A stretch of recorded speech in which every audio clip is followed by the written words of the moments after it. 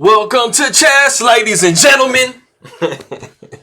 How's everybody doing out there? I appreciate you guys very much for stopping by. So I did go back. I covered the Armageddon game from today, so I figured I'd go back to the Blitz portion. And so I have the game between Teimour Radjabov and Wesley So taking out a round 8. So, of course, for all my people that are coming from the Philippines, I would say mabuhay, magandang umaga, 3:52 a.m. over there. So, still pretty early, but I think some of y'all might be stirring up at some point.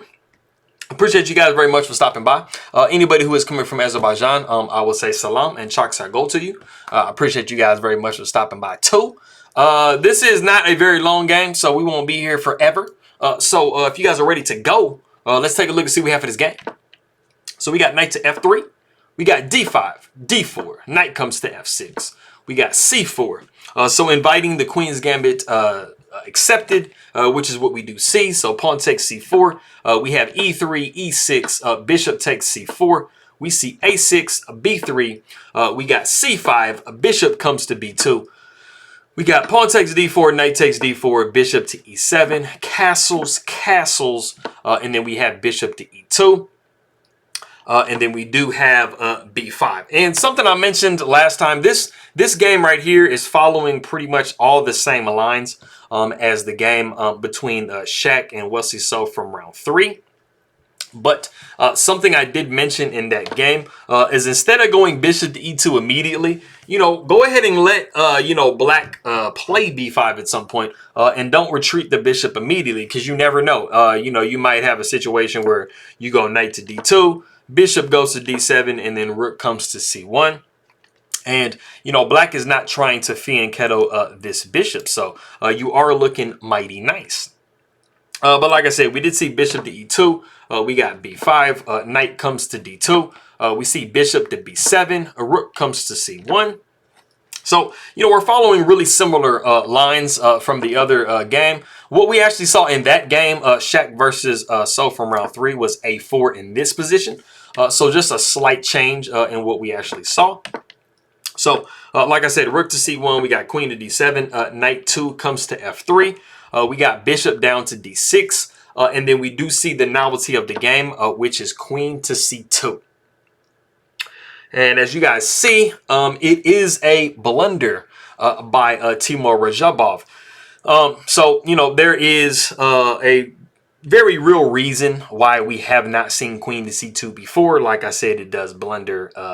It does blunder in this particular position. So, right after the novelty, if you do want to pause the video and see what, see how Wesley So punishes this blunder, go ahead and do so.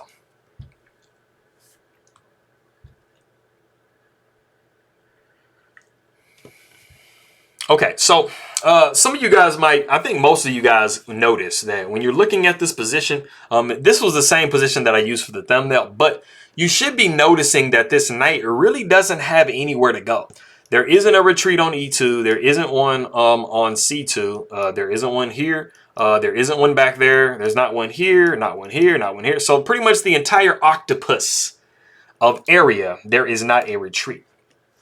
An escape square. So you have basically put yourself in a position where your knight does not have anywhere to go. So the proper move and what Wesley So played is the move e5. Now, some of you guys might be thinking, or maybe in your calculations of looking at the position, that, hey, after e5, the knight can just come to f5, right? It can, but the next move after that is the perfect follow-up to that trapping of the piece. After the knight does come to f5, we do see bishop to e4. And this, unfortunately, is a fork between the knight and the queen.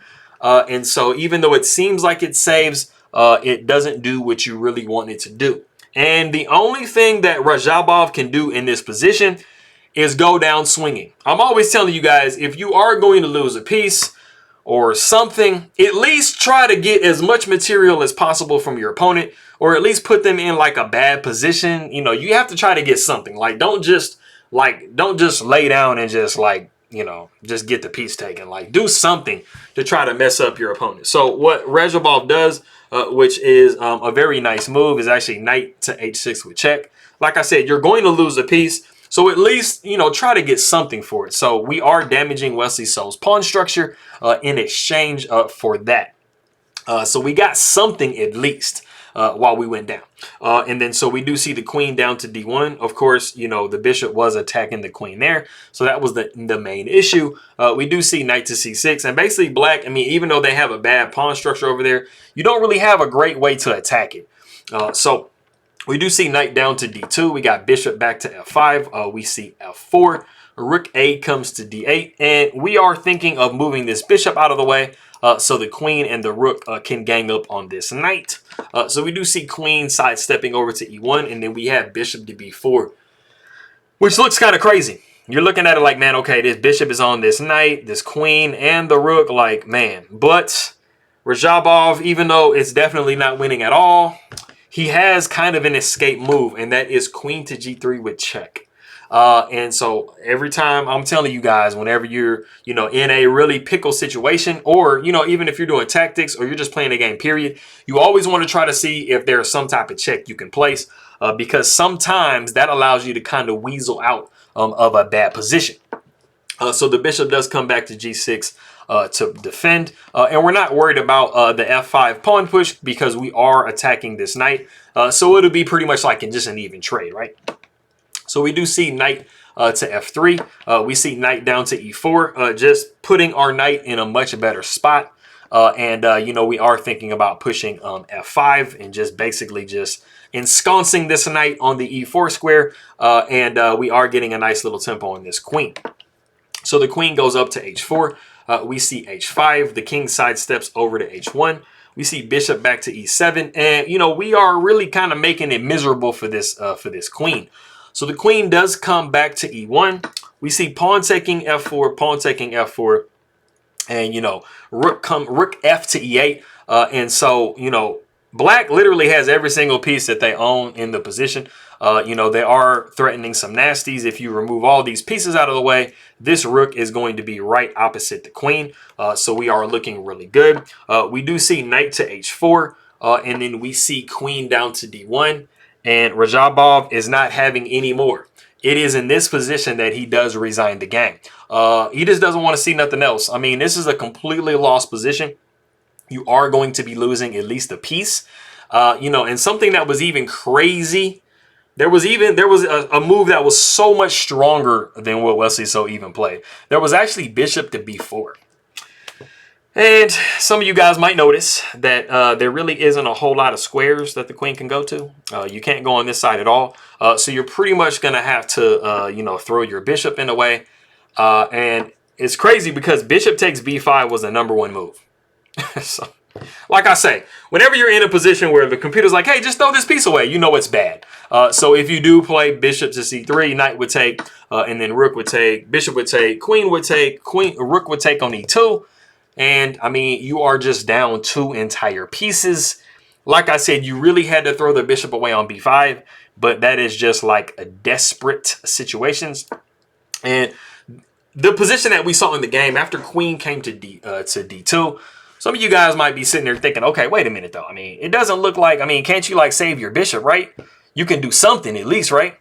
Well, the top move in the position by far is knight takes g6. And you're just threatening, I mean, if the queen takes over here, you basically just kind of trade pieces down. You're able to take, you know, e7 with check, you know, and so, you know, you're pretty much getting your piece back. So you have to take back as black, but you do get the chance to correct your pawn structure. So that is something that's huge. And if now in this position you think, okay, well, I mean, if I just save my bishop, you know, like I should be like not too bad. I mean, you are down an entire piece in this particular situation already. So, I mean, even if you save the bishop, you're still not looking that great. Bishop goes back maybe to a1. The queen takes on e1. Rook c takes on e1. We do see bishop down to c5. And like I said, you are just down an entire piece because you did give that knight away way earlier. So it pretty much just goes downhill from there. There is no salvaging the position, basically, unless Wesley So blunders a piece back. I mean, we don't really feel like he's going to do that. And you are threatening knight to f2 with check, winning the exchange in this particular position. So it's just like horribleness on top of horribleness. And so it is just not something that you really want to sit around for. So backing up, like I said, after we see queen to d2, this is the position that Radjabov does resign the game. So Malaka C. Wesley So. I appreciate everybody very much for stopping by. Meruming salamat aking makaibigan. I appreciate you guys very much. Everybody who is coming from Azerbaijan, Chak Sago to you. I appreciate you guys watching my stuff. Hanggang Samuli. Messiah... Makito Tayo Mamaya. I almost said the wrong thing. Makito Tayo Mamaya to my people in the Philippines. And I will see everybody next time.